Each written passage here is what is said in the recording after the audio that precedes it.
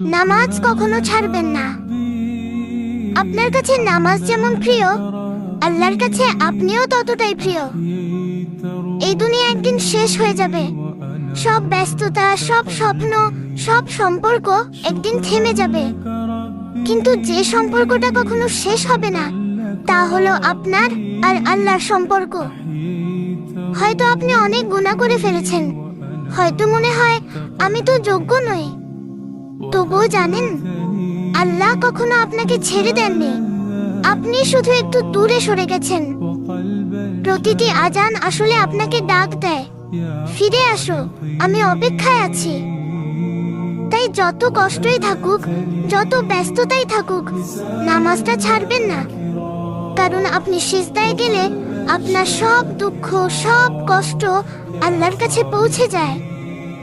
একদিন এই নামাজই হবে আপনার সবচেয়ে বড় শান্তি, সবচেয়ে বড় আশ্রয়। আর কিয়ামতের দিন এই নামাজই আপনাকে রক্ষা করবে।